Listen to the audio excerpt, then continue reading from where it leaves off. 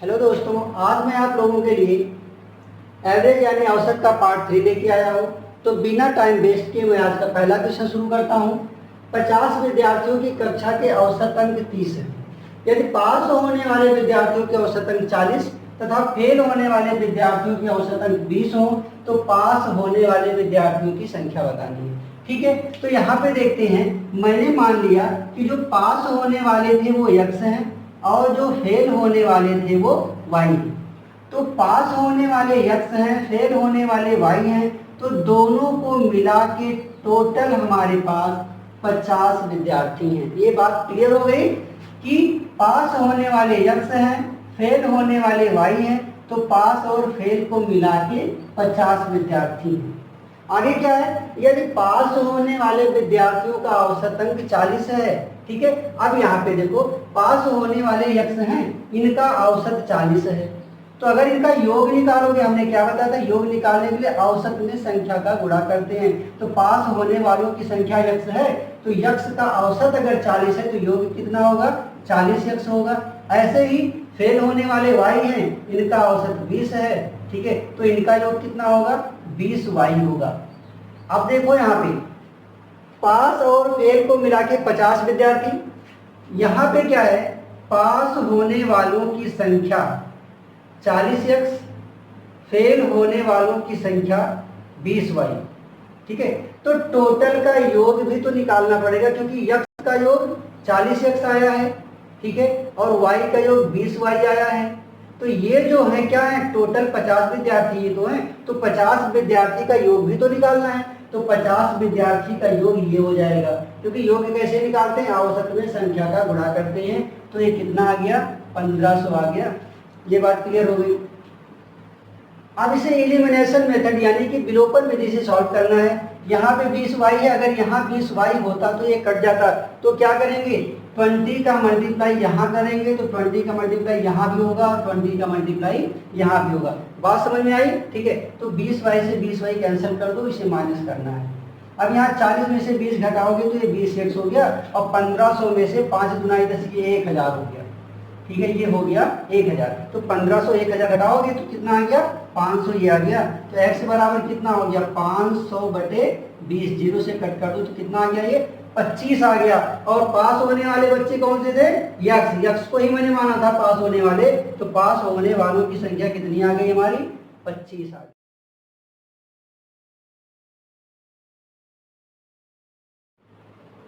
अगला क्वेश्चन है दोस्तों, एक विद्यालय में सभी अध्यापकों का औसत वजन 50 है।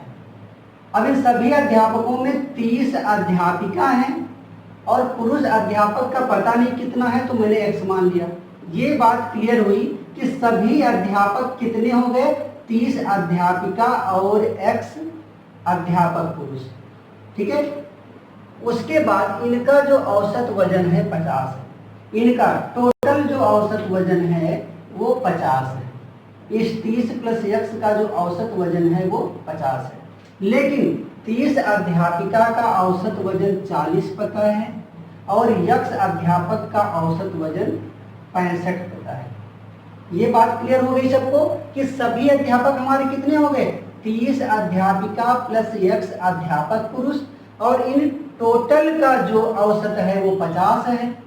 फिर क्या दिया गया था, इस 30 अध्यापिका का जो औसत है वो 40 है और x अध्यापक का जो औसत है वो 50 है। ये बात सबको क्लियर हो गई। ठीक है, अब देखते हैं। तो यहाँ पे 30 प्लस x पे अगर 50 है, ठीक है, तो 30 पे इस 50 का कितना योग होगा, 1500 होगा। इस 30 पे, ठीक है, 50 का जो योग निकालोगे 1500 आएगा, और इसी 30 पे इस 40 का योग निकालोगे तो 1200 आएगा। ठीक है, और यहाँ पे देखते हैं, यक्स पे जो योग है, यक्स पे जो औसत है 65 है, तो योग इसका 65x होगा। ठीक है, और 50 पे इस x का निकालोगे तो 50x आ गया। तो 65 में से 50 घटाओगे 15x, और ये हो गया 315 दूना 30, तो x बराबर आ गया 20। ठीक है, तो यहाँ पे जो पुरुष अध्यापक थे उनकी संख्या कितनी आ गई, 20 आ गई। ठीक है, अब मैं इसे डिटेल में समझाने की कोशिश करता हूँ। देखो ध्यान से कि टोटल हमारे पास 30 प्लस x लोग थे, अगर इनका औसत वजन 50 था तो इनका योग हो जाएगा औसत गुणे संख्या, औसत गुणे संख्या हो गया, ठीक है। उसके बाद इन्हीं में से जो 30 महिला थी उसका जो औसत वजन था वो 40 था, और जो यक्ष पुरुष थे इनका औसत वजन 65 था, ठीक है।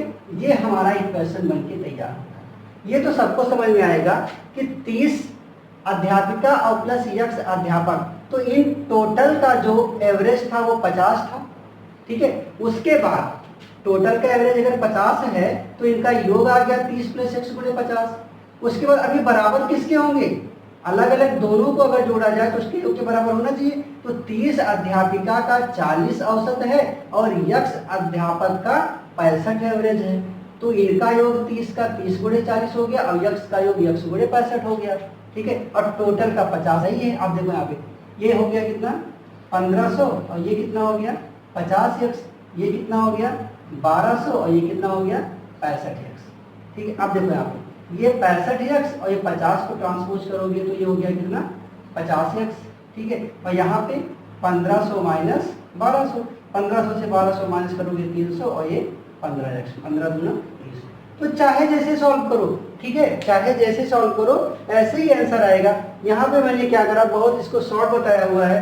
टोटल 30 प्लस यक्ष थे तो इस पे 50 इनका एवरेज था, 30 पे अलग से 40 एवरेज है और यक्ष पे 65 है, तो इस 30 पे पहले 1500 आया, फिर इस 30 पे 1200 आया, इस यक्ष पे 65 आया और इस यक्ष पे 50 आया। तो इसका जो डिफरेंस आया, ठीक है, वो 300 बराबर 15x का है, तो 15 पे 20, यानी कि पुरुष अध्यापकों की जो संख्या थी वो कितनी आएगी 20 आएगी, ठीक है। अगला प्रश्न दोस्तों, एक परिवार में 5 पुरुषों का औसत वजन 40, परिवार की महिलाओं का औसत वजन 35 है और पूरे परिवार का औसत वजन 37 होल 1/2, ठीक है, 37 सही 1/2 केजी हो, तो महिलाओं की संख्या पता करना है, ठीक है। तो महिलाओं की संख्या को मैंने यहाँ पे क्या मान लिया यक्ष। इससे भी जो क्वेश्चन मैंने अभी करा सेम वैसे ही इसे सॉल्व कर सकते हैं, ठीक है। तो पूरे परिवार में 5 पुरुष और यक्ष महिला है, पूरे परिवार में 5 पुरुष और यक्ष महिला है, तो ये पूरा परिवार हो गया। और पूरे परिवार का जो औसत है वो 37.5 यानी कि 75/2 है, ठीक है। ये बात क्लियर हो गई। पूरे परिवार का औसत 37.5 है और पूरा परिवार कितना है 5 पुरुष और यक्ष महिलाओं से मिलकर परिवार बना है, और इस पूरे परिवार का योग कितना हो जाएगा, योग जब भी निकालते हैं औसत में संख्या का गुणा करते हैं। ये बात क्लियर हो गई। आगे क्या है, 5 पुरुष का औसत 40 है, तो इस 5 का योग 40 से मल्टीप्लाई करने पे मिल जाएगा, और प्लस जो आगे जो हमारी बची महिलाएं हैं उनका जो औसत है वो 35 है, यक्ष पे 35 इनका एवरेज है, तो योग यक्ष का कितना 35 यक्ष हो गया। ये बात सबको समझ में आ गई। पूरे परिवार का जो योग निकल के आया, ठीक है, वो क्या करेंगे, योग कैसे निकालते हैं, हमेशा औसत में संख्या से गुणा कर देते हैं, ठीक है। और यहाँ पे भी 5 के लिए क्या किया गया 40 से मल्टीप्लाई कर दिया, इस 5 का योग आ गया, और 35 में यक्ष से मल्टीप्लाई कर दिया गया, तो ये यक्ष का योग आ गया। ये बात सबको क्लियर हो गई, ठीक है। अब इसका मल्टीप्लाई इसमें करोगे तो 75 गुणे 5/2, 5 पचे 25, 5 सत्ते 35, 2 37/2 ये हो गया, और यहाँ पे प्लस 75x/2 ये हो गया, 200 ये हो गया, 35 यक्ष ये हो गया, ठीक है। यक्ष को एक साइड कर दो तो ये 35 यक्ष और इसको माइनस कर दो तो ये कितना हो गया 75x/2, यहाँ पे कितना हो गया 375/2 माइनस 200। अब देखो यहाँ पे ये कितना हो गया 35 दूना 70x माइनस 75x/2, और यहाँ पे हो गया 375 माइनस 400/2, तो ये 2 से 2 कैंसिल हो गया। 400 से 375 घटाओगे तो 25 आएगा, और यहाँ 75 से 70 घटाओगे तो 5 आएगा, 5 पचे 25, तो x की वैल्यू कितनी आ गई 5। तो महिलाओं की संख्या कितनी है 5 है, ठीक है। तो आप चाहो तो इसे इतना ज़्यादा सॉल्व करने की ज़रूरत नहीं है, आप इसे डायरेक्ट भी समझ सकते हो कि पूरे परिवार में, ठीक है। तो इसे आप लोग समझ लेना। उसके बाद देखो मैं इसको थोड़ा शॉर्ट करके बता रहा हूँ। यहाँ पे देखो क्या है पूरे परिवार का मतलब ये 5 प्लस यक्ष लोग हो गए, ठीक है। और इनका जो एवरेज है वो 75/2 है। ठीक है, कितना है? 75/2 है। इस 5 का कितना है? 40 और इस यक्स का कितना है? 35। ठीक है, तो पहले यक्स का देख लेते हैं। ये कितना हो गया? ये 75/2 यक्स हो गया माइनस ये 35 यक्स हो गया। ठीक है, ये 75/2 का 75/2 एक्स हो गया और इस 35 का 35 एक्स हो गया और बराबर यहाँ पे देखो इस 5 पे देखो निकालो तो ये 5 बचे 25, 5 सत्ते 35, 2 37/2 ये हो गया और इस 5 पे 40 भी है और माइनस ये 200। ठीक है, बस इसको सॉल्व कर लो। ये 75x माइनस 70x/2 ये हो गया और ये 375 माइनस पहले कौन सा आएगा? पहले 400 होना चाहिए, 200 माइनस 400। ठीक है, 200 5 के बीच 200 माइनस 375/2 तो ये कितना हो गया? 400 माइनस 375/2 ये आ गया। 2 से 2 कैंसिल कर दो तो यहाँ से 5x ये आ गया और 25 ये आ गया। 5 बचे 25 तो x की वैल्यू कितनी आ गई? 5। यानी कि महिलाओं की संख्या कितनी थी यहाँ पे? 5 थी। ठीक है, तो इसे चाहे जैसे सॉल्व कर लो आप।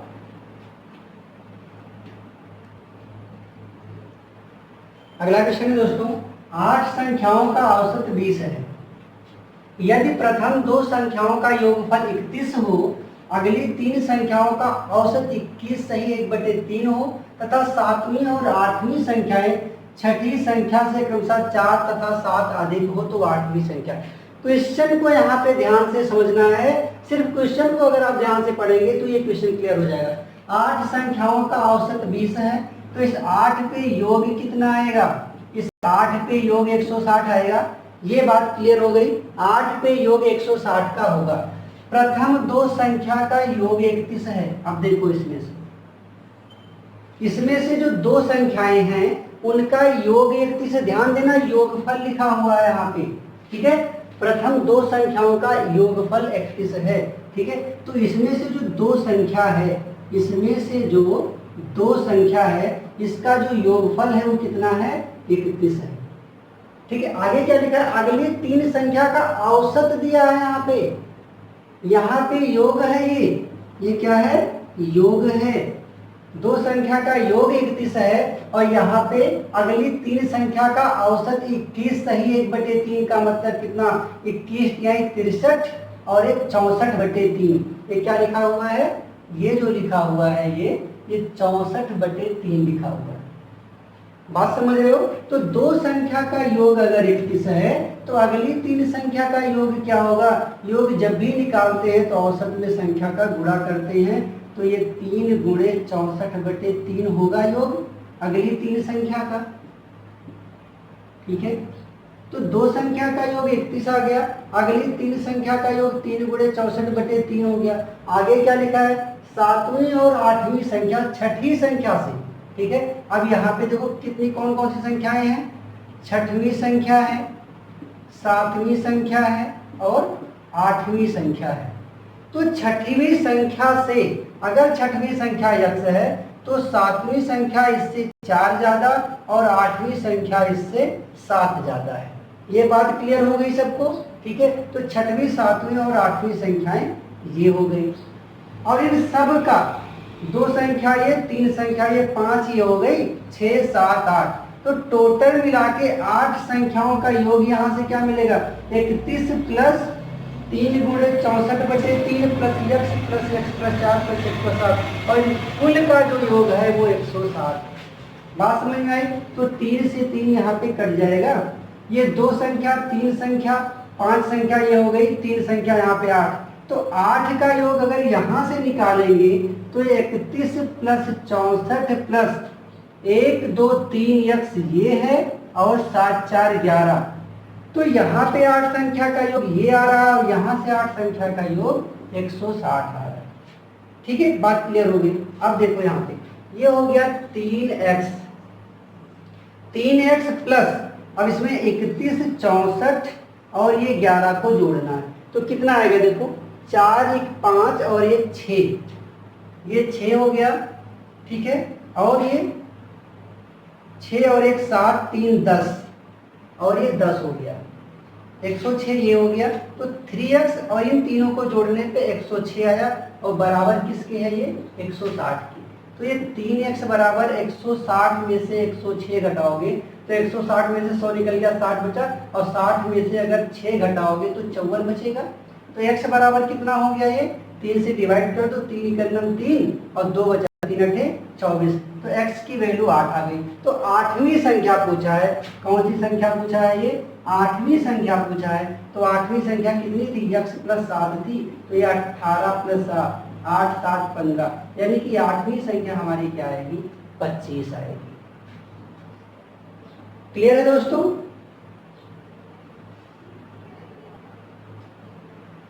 अगला प्रश्न है दोस्तों, एक व्यक्ति का किसी वर्ष के प्रथम 5 माह का औसत व्यय 5000 रुपए है।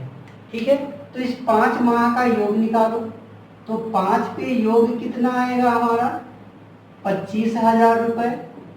ठीक है, इस 5 माह पे योग कितना आएगा, 25,000 रुपए। 7 माह पे कितना आएगा, ठीक है, 7 माह पे कितना आएगा, 7 को 5400 से मल्टीप्लाई कर दो। ठीक है, तो ये 37,800 रुपए आ गए। ये बात समझ में आई? 5 माह पे योग 25,000 हो जाएगा, क्योंकि 5 का गुणा करना है 5,000 में। 7 माह का 5400 है, तो 7 माह का योग निकालोगे तो 7 से गुणा कर दोगे तो ये आ गया। ठीक है, तो 5 माह ये और 7 माह ये, तो 12 माह का कितना हो गया, 12 माह का ये हो गया 62,800 रुपए। ये जो हो गया 12 माह का हमारा योग आ गया। ठीक है, अब देखो करता क्या है कि वह पूरे वर्ष में 2300 रुपए की बचत करता है, पूरे वर्ष में। तो 12 माह को ही क्या बोलते हैं, 12 माह को ही तो एक वर्ष बोलते हैं। ठीक है, तो 12 माह में उसका जो योग आया वो 62,800 रुपए का आया।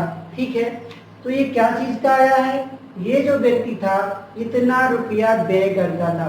ठीक है, 5 माह में उसने 25,000 रुपए व्यय किए, 7 माह में उसने 37,800 रुपए व्यय किए, तो टोटल 12 माह में उसने 62,800 रुपए ये व्यय किए। ठीक है, लेकिन वह पूरे वर्ष में, यानी कि पूरे वर्ष का मतलब इस 12 महीने में उसने 2300 रुपया क्या किया था, बचाया था। ये इसने क्या किया था, बचत किया था। ठीक है, तो अगर व्यय में बचत जोड़ दी जाए तो उसका आय हो जाता है। ठीक है, आय कैसे निकालते हैं, आय कैसे निकालते हैं, आय क्या होती है, व्यय और बचत दोनों को जोड़ने पे जो आता है वही तो आय होती है। ठीक है, तो देखो कितना हो गया, ये 65,100 रुपए उसकी आय हो गई। लेकिन ये 12 माह का है, औसत मासिक आय पूछ रहा है कि उसका 1 महीने की उसकी औसत आय क्या होगी। तो इसकी औसत मासिक आय जो होगी वो 65,100 में अगर हम 12 से डिवाइड कर दें तो इसका जो औसत मासिक आय है वो यहाँ पे पता चल जाएगा। ठीक है, तो इसको 12 से डिवाइड करोगे, ठीक है, तो कितना आ जाएगा, ये 5725 आएगा। ठीक है, इसको डिवाइड करेंगे, बात क्लियर हो गई। ठीक है, ये सब समझ में आ गया कि प्रथम 5 माह का औसत व्यय 5,000 है, तो 5 माह में उसने कितने टोटल रुपए खर्चा किए, 25,000 रुपए खर्चा किए। अगले 7 माह में 37,800 रुपए खर्चा किया उसने। ठीक है, सॉरी लाइट कट गई, 2 मिनट रुकिए आप लोग।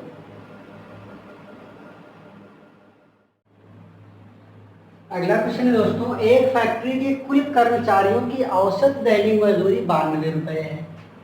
फैक्ट्री में कुल 300 पुरुष तथा 200 महिला हैं। 300 पुरुष हैं, 200 महिला हैं, यानी कि कुल कर्मचारी कितने हो गए, 500। कुल कर्मचारी कितने हो गए, कुल कर्मचारी हो गए 500। ठीक है, तो 500 की जो औसत दैनिक मजदूरी है वो 92 रुपए है। तो इस 500 का योग कितना हो जाएगा, 500 गुणे 92। ये इन कुल कर्मचारी जो 500 कर्मचारी थे इनका ये योग आ जाएगा 500 गुणे 92। ठीक है, अब देखते हैं आगे। प्रत्येक महिला की मजदूरी एक पुरुष की मजदूरी से 20 रुपए कम है। ठीक है, यानी कि अगर पुरुष की मजदूरी 100 रुपए है तो महिला की मजदूरी जो है वो कितनी कम है, 20 रुपए कम है। ठीक है, पुरुष कितने हैं, 300, तो 300 पुरुष को मिलता है 301 रुपए।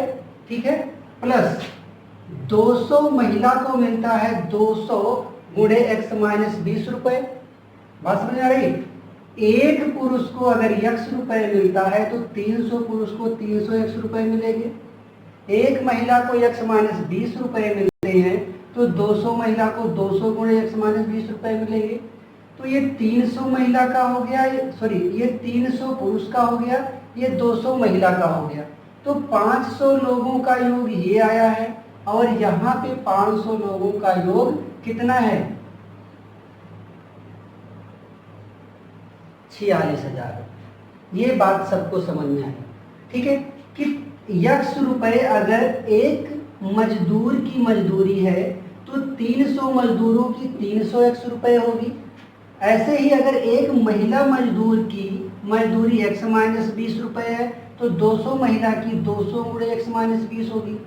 तो 300 और 200 की जो मजदूरी है वो टोटल इतनी हो गई 500 की, और 500 की यहाँ पे भी कितनी है, 500 में 92। तो ये योग इस योग के बराबर आएगा।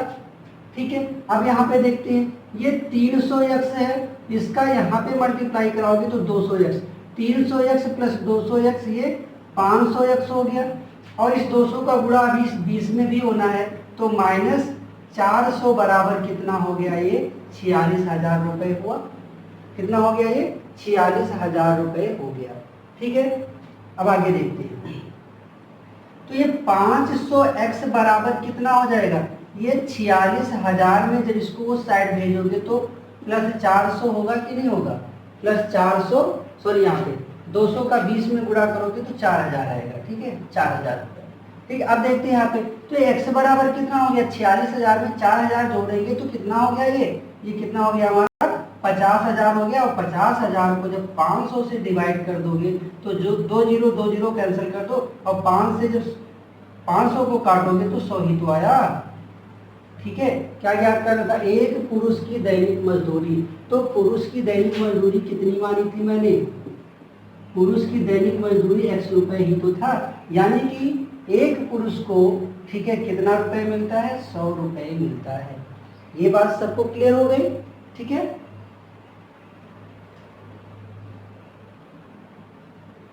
अगला क्वेश्चन है, किसी फैक्ट्री में कामगारों की कुल साप्ताहिक पारिश्रमिक रुपए 1534 है। मतलब जो उनको कुल 1 वीक में जो उनको लेबर चार्ज मिलता है 1534 रुपए मिलता है, जितने भी कामगार हैं सबका मिला।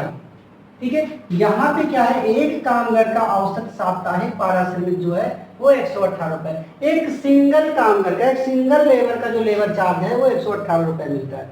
तो फैक्ट्री में कितने कामगार हैं, एक को 118 रुपए मिलते हैं, एक को 118 रुपए मिलते हैं।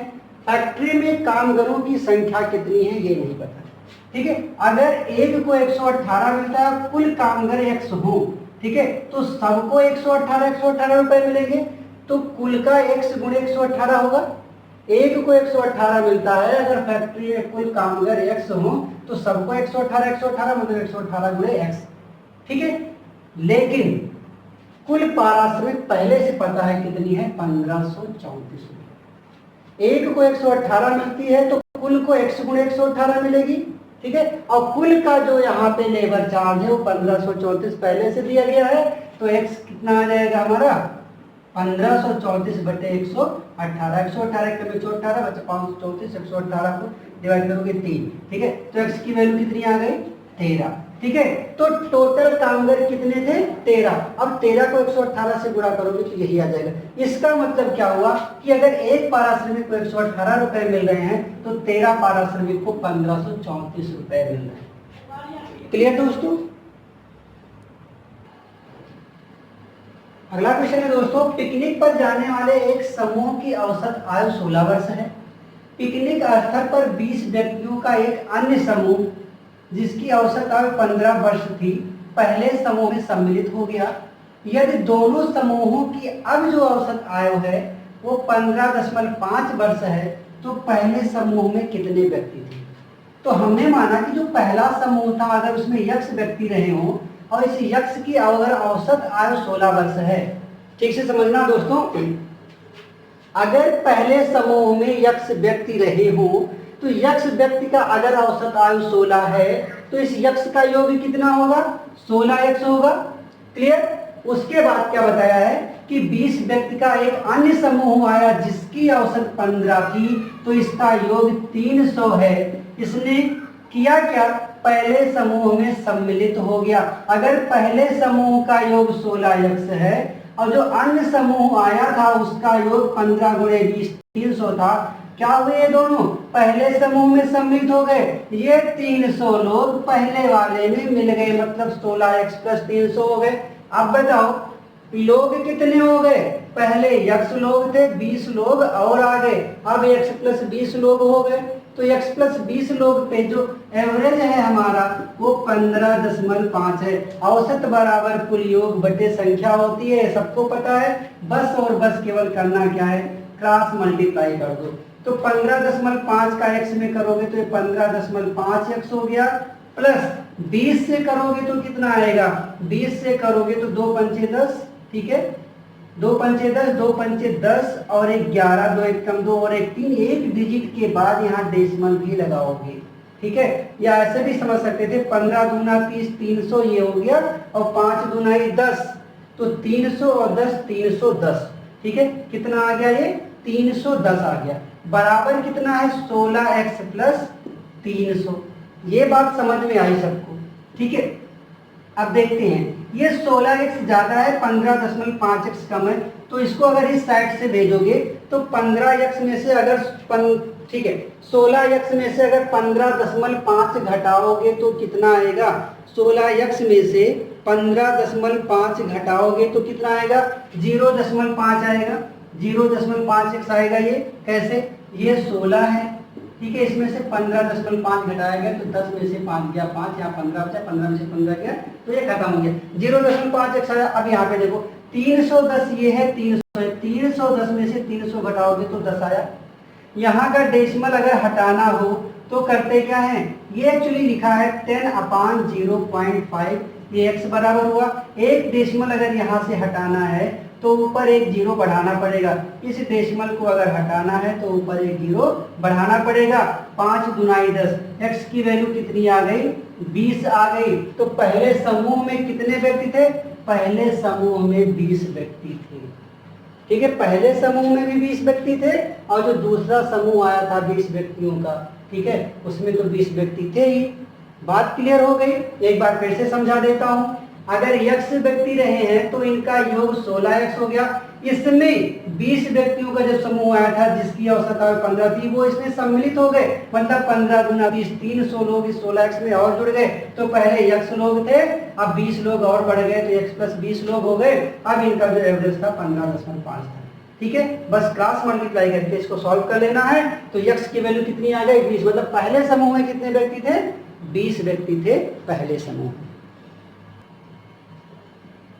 अगला क्वेश्चन है दोस्तों, किसी परीक्षा में 120 विद्यार्थियों द्वारा प्राप्त अंकों का औसत 35 है, उत्तीर्ण विद्यार्थी द्वारा प्राप्त अंकों का औसत 39 और अनुत्तीर्ण विद्यार्थी द्वारा प्राप्त अंकों का औसत 15 है। तो परीक्षा में उत्तीर्ण विद्यार्थियों की संख्या बतानी है। ठीक है, टोटल कितने विद्यार्थी हैं, 120, टोटल 120 विद्यार्थी हैं। ठीक है, अब इसमें से देखो पास होने वाले कितने हैं, इसमें पास होने वाले और फेल होने वाले कितने हैं।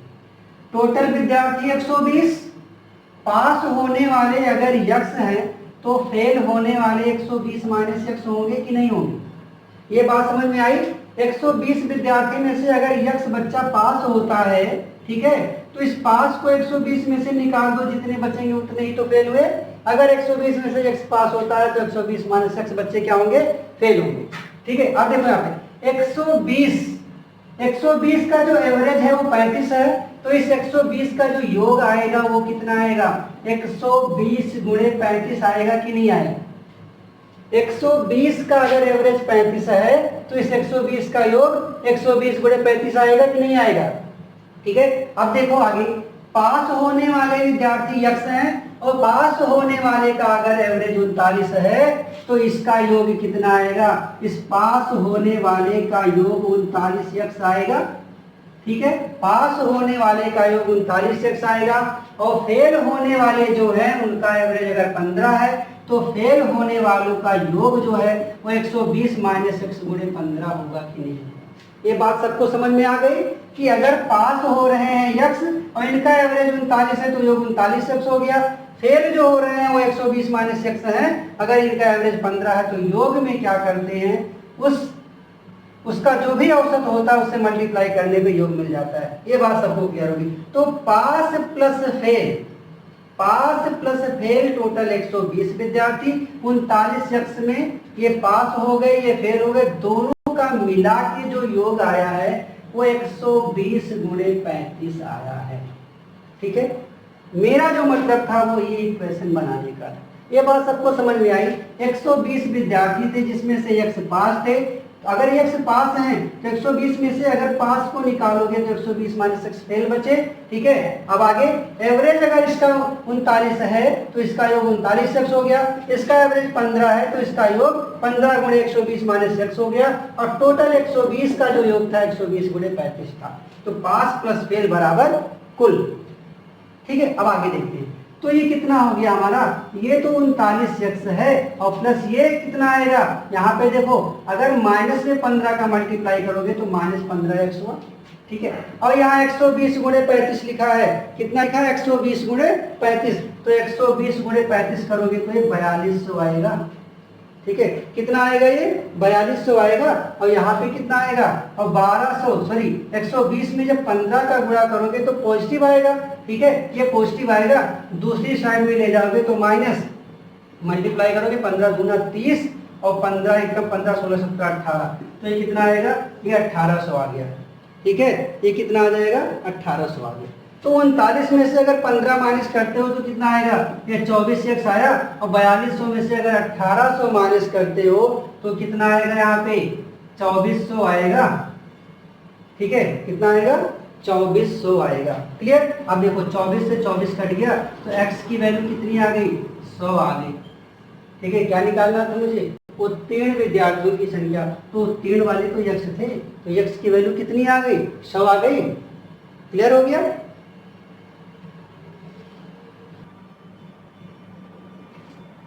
अगला प्रश्न दोस्तों, 3 वार्षिक परीक्षाओं में से जिसमें प्रत्येक का कुल योगांक 500 है, प्रत्येक का कुल योगांक 500 है, एक विद्यार्थी की प्रथम व द्वितीय परीक्षाओं में जो औसत है वो 45 और 55 है।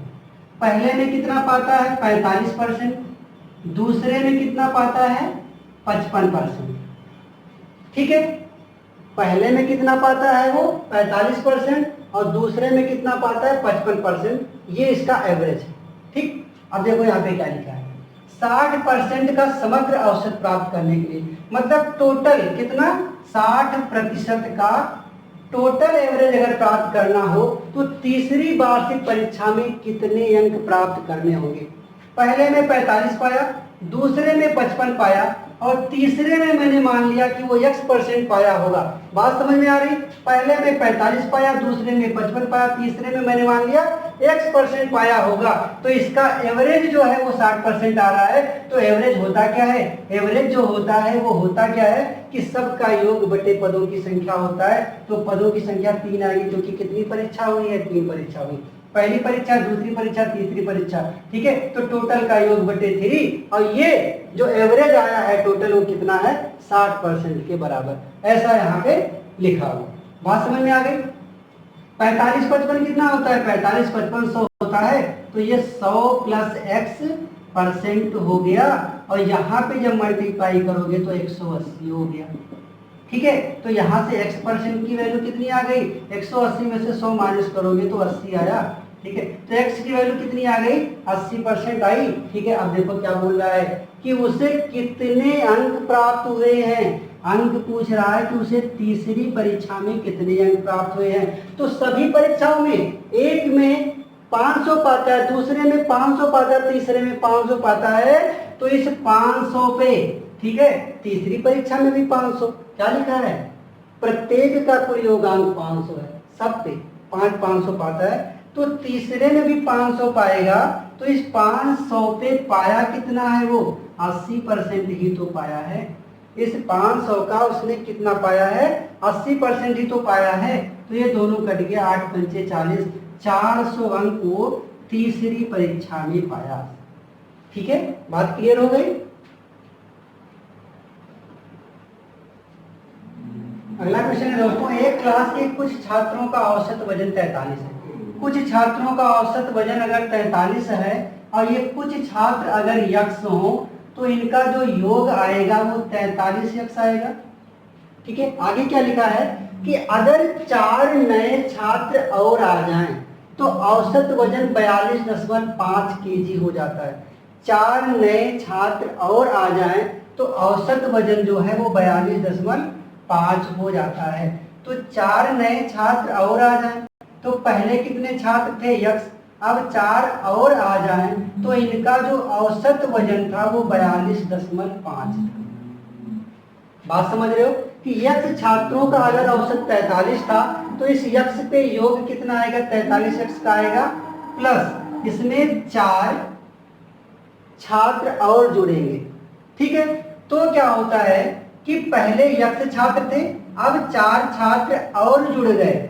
ठीक है, और उनका जो एवरेज था वो 42.5 था, तो यक्ष प्लस 4 पे योग कितना हो जाएगा, यक्ष प्लस 4 गुणे 42.5 हो जाएगा। ठीक है, अब देखो यहाँ पे ये 42, 36.5, 39 और 42.5 kg के जो है ये 4 छात्र हैं जो आए।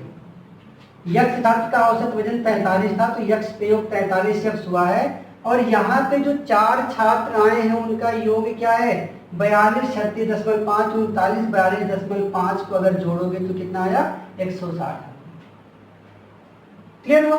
तो 43 यक्ष ये हुआ जो पहले यक्ष छात्र थे, और 4 छात्र का जो वजन आया वो 160 आया, 4 का योग 160 ही आ गया, और यक्ष का 43 यक्ष था, तो यक्ष का 43 यक्ष ये हो गया और 4 का 160 ये हो गया, तो x प्लस 4 का ये हो गया और यक्ष प्लस 4 का योग यहाँ 42.5। ये बात क्लियर हो गई।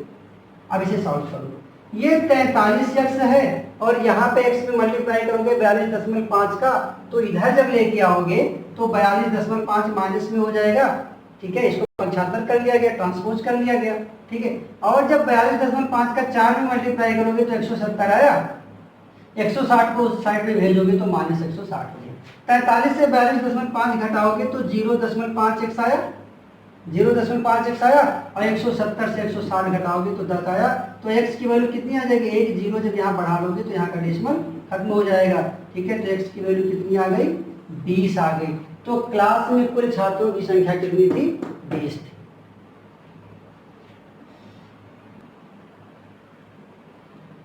अगला क्वेश्चन है दोस्तों, 5 वर्ष पूर्व ABCD की औसत आयु 35 वर्ष थी, अब x को मिला लिया जाए तो सभी की वर्तमान औसत आयु 39 वर्ष है, x की वर्तमान औसत आयु क्या होगी।